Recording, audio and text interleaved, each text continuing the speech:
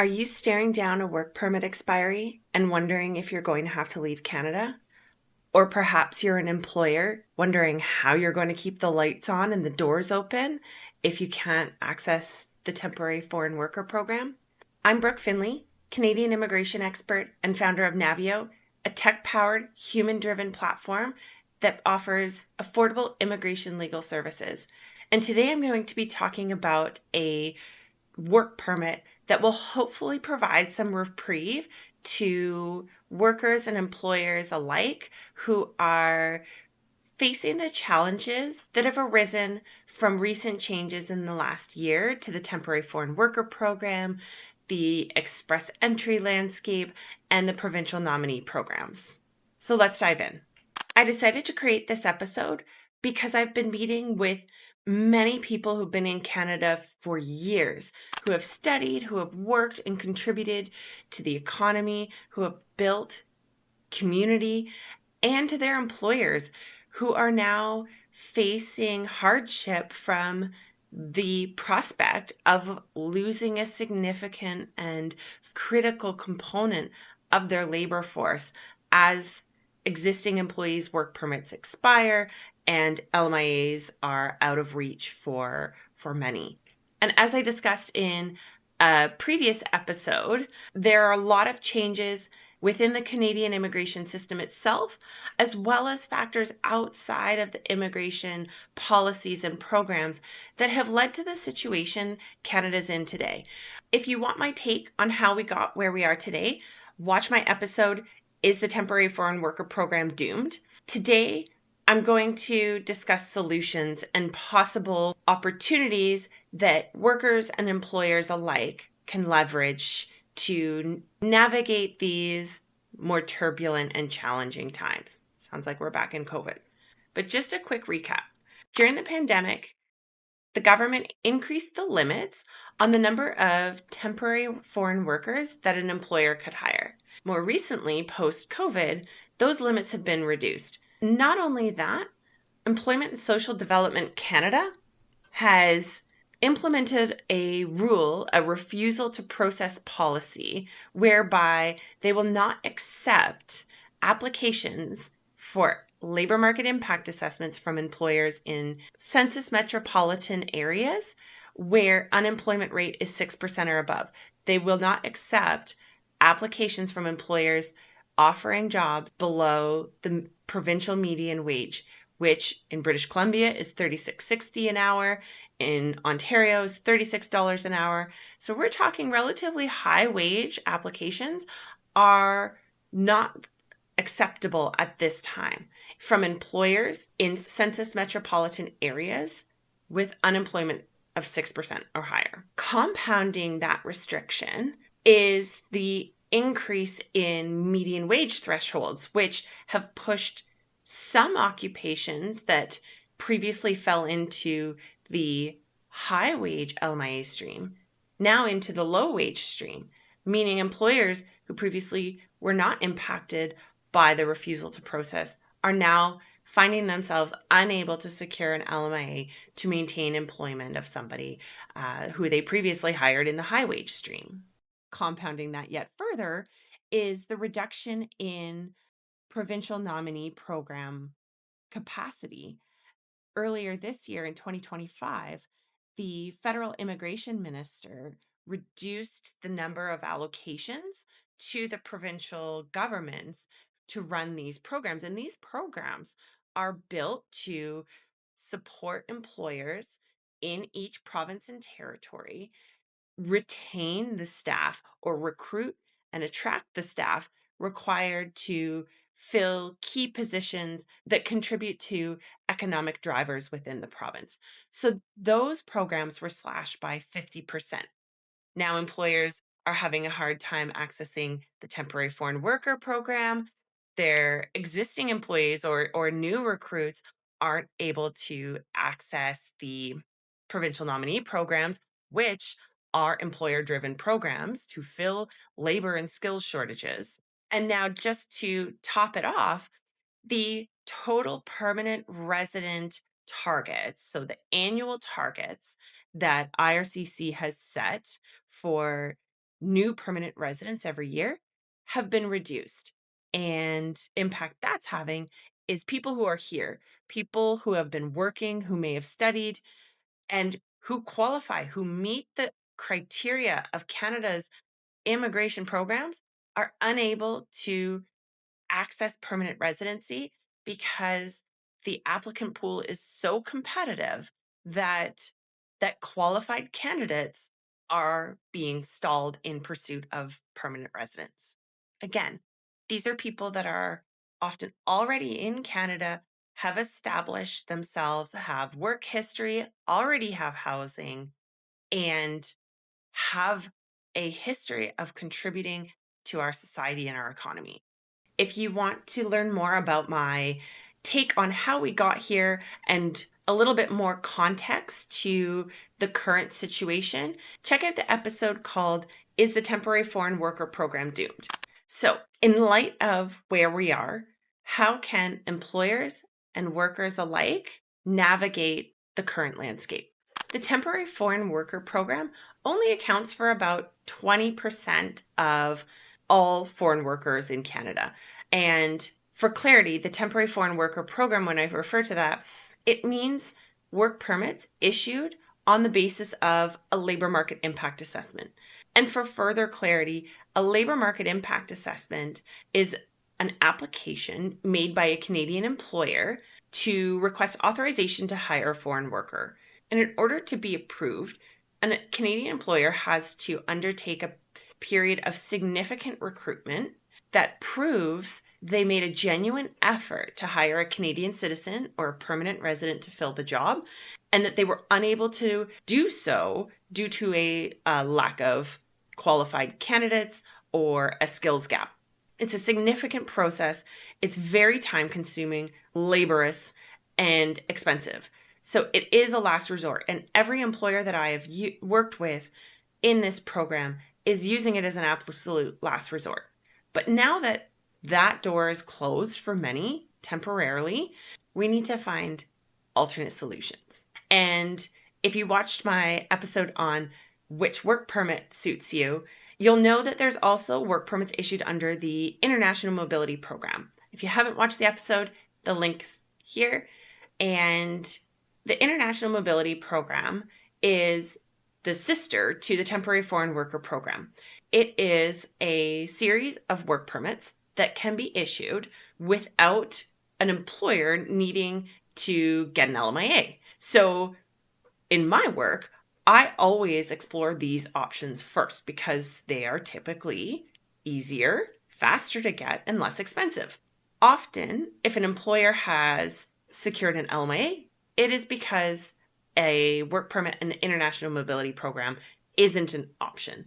Today, we're going to focus on an often overlooked work permit in the International Mobility Program called the C10 Significant Benefit Permit. And personally, in my professional career, I haven't used this work permit a ton because there's always been other more viable, accessible options. But in the face of where we are today, it is a strategy that I'm using with employers and employees alike to help bridge the gap while we navigate through these rough policy waters. In a nutshell, a work permit can be issued under the C10 𝐈𝐦𝐬𝐬 exemption if the foreign worker's employment will create significant social, cultural, or economic benefit in Canada. And the work permit can be issued without the need for a labor market impact assessment. Now, I have to stress, this program is not meant to be used to circumvent the 𝐈𝐸 process. If it's possible to apply for an 𝐈𝐸, so if you're an employer that's not impacted by the cap limitations or the refusal to process, then an 𝐈𝐸 is still the recommended strategy, or if there's an alternate 𝐈𝐸 exempt work permit available. But lacking those options, those alternatives, the C10 might be an option, especially to maintain staff who are already in Canada, or to extend your work permit if you're here working and you have the support of your employer. The C10 can be considered as a means to extend a work permit and to maintain workforce continuity. I've sat around tables with business community, with business stakeholders, members of parliament, and I've heard the same thing again and again this year, that come 2026, employers are facing a labor cliff. And this is where the C10 significant benefit permit can come into play, because significant economic benefit includes preserving or creating job opportunities for Canadians. So one of the things in this application, if you're leveraging this LMI exemption, is to demonstrate that the employment opportunity isn't taking away opportunities for Canadian citizens or permanent residents. So demonstrating that maintaining the employee's role is going to keep other employees, Canadians specifically, secure in their occupations. It could also be creating and maintaining training opportunities for Canadian citizens and permanent residents. Take, for example, a foreign worker who has been working in a supervisory, perhaps a management position, and the training and mentoring opportunities that role provides to younger, less experienced Canadians who are entering the labor market. Making arguments like this, maintenance of Canadian jobs, securing Canadian employment, and creating or maintaining training opportunities is one of the factors considered in this application. It's not sufficient to simply state that the employment will maintain jobs and training opportunities. You have to demonstrate how. So this could be through modeling what your operations look like should you lose this person, and then the downstream impact on other employees, whether it's reduction in hours, job losses, or being unable to hire more junior or green staff who would have otherwise been trained by and mentored by someone in a more senior and experienced role. It's also not sufficient just to focus on the viability of the single company on its own. So looking at more broader implications, for example, if it's in a trade, looking at what the pipeline of new tradespeople looks like coming from Canadian educational institutions, and mapping out the importance more broadly to the industry that maintaining employment of this individual, of the foreign worker, the impact that has.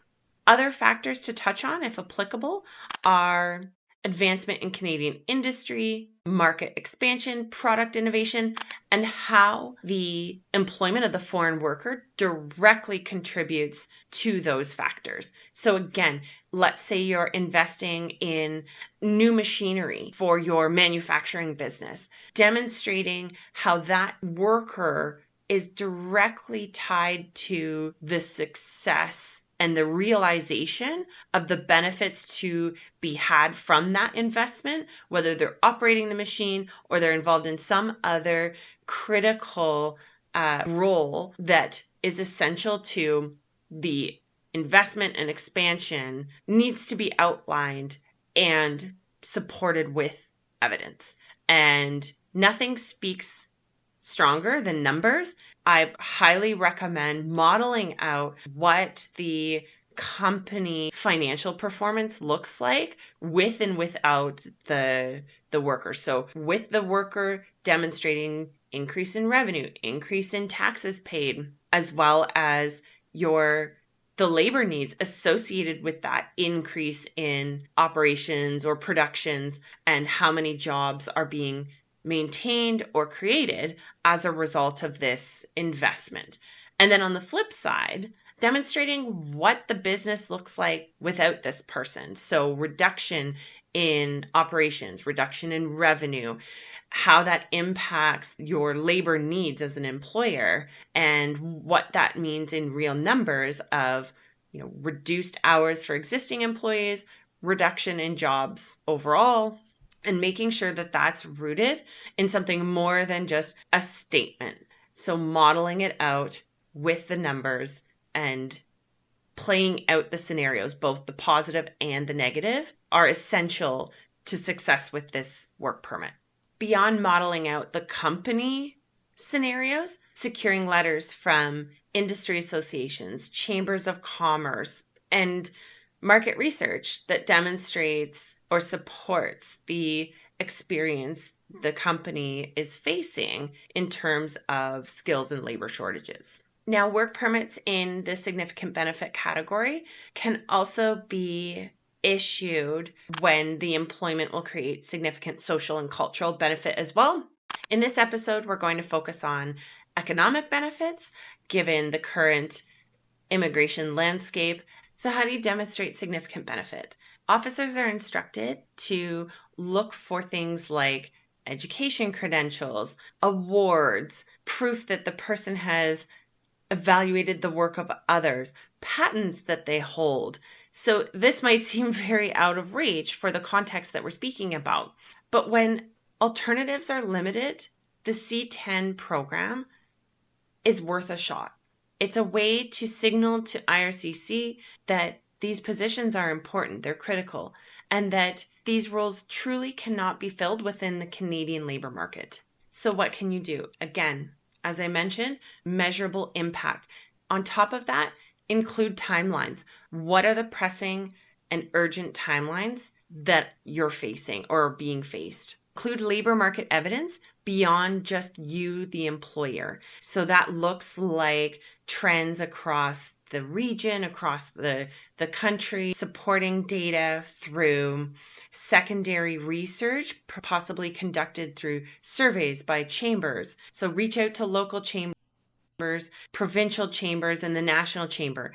Industry associations as well have data and reports. So pulling reports, securing letters of support. These are all helpful to prove that significant economic benefit stands to be gained by employing or retaining employment of key employees. It's also essential to demonstrate that hiring or maintaining employment of a foreign worker isn't going to have a negative impact on the Canadian labor market. And that's the same as a labor market impact assessment. Conducting recruitment and genuinely attempting to hire a Canadian citizen or permanent resident. So the same activity has to be taken for a 𝐶10 application. And you can include, as an employer, you can include historical evidence of recruitment effort. So have recruitment logs, include copies of advertisements that have been run, how long they were run, the number of candidates who applied, interviews that took place, and show the challenges faced hiring for the role.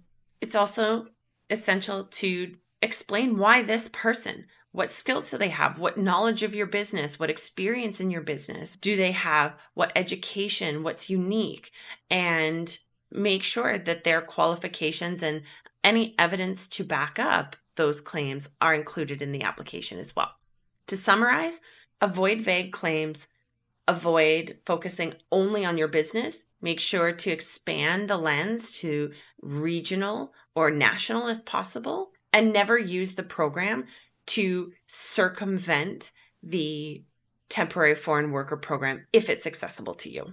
Here's when I would consider using the 𝐶10 significant benefit program. If you're a Canadian employer and you have an employee who's facing a work permit deadline and there are no other 𝐈𝐦𝐬𝐬 exempt work permits available and an 𝐈𝐦𝐬𝐬 isn't possible due to the cap restrictions or the place of work is in a high unemployment region, these are circumstances where a 𝐶10 significant benefit work permit application might be reasonable. And if you're a temporary worker in Canada, staring down a work permit expiry and looking for a way to bridge the gap between your expiry and the opportunity to apply for permanent residence, 𝐶10 is something to discuss with your employer. If you choose to go down this path, remember, it's not a loophole to avoid an 𝐈𝐦𝐬𝐬. It is an alternative in situations where an 𝐈𝐦𝐬𝐬 might not be accessible, and maintenance or hiring an individual foreign worker, it will create significant economic, social, or cultural benefit. If you decide that this is a strategy you want to employ, remember a few key things. Make sure to articulate clearly that you're requesting a work permit on the basis that there is significant economic, social, or cultural benefit to be gained. Federal court decisions reinforce that immigration officers and visa officers must engage with the evidence. Next, make sure to support your claims with evidence and data. Stay away from generic claims and root in data, modeling out revenue and job impact scenarios. Include analysis on revenue impacts and tax implications, and explain why this foreign worker is suitable for the job, whether it's an understanding of your company's operations and proprietary knowledge from past experience in the company, or specific skills, expertise, or training. Highlight the risk of not approving the permit, not just for your organization, but more broadly if possible, and confirm labor market shortages and scarcity with third-party data as well as your own evidence. So in the face of LMIA restrictions and temporary foreign worker cuts, reduced P&P allocations, and sky-high express entry scores, the C-10 permits can be a lifeline to keep projects alive, to keep businesses operational and thriving, and to pave the path to permanent residence for workers who are making significant contributions to our workforce and our economy. So now that you understand the legal frameworks, how to gather compelling evidence, and advocate effectively using the C-10 Significant Benefit Work Permit, check out the free resources in Navio HQ. We have templates for support letters, document lists of the evidence that you can include in these applications, and reach out if you're looking for help. So click the link below to get into Navio HQ and unlock these free tools to help you move through these applications.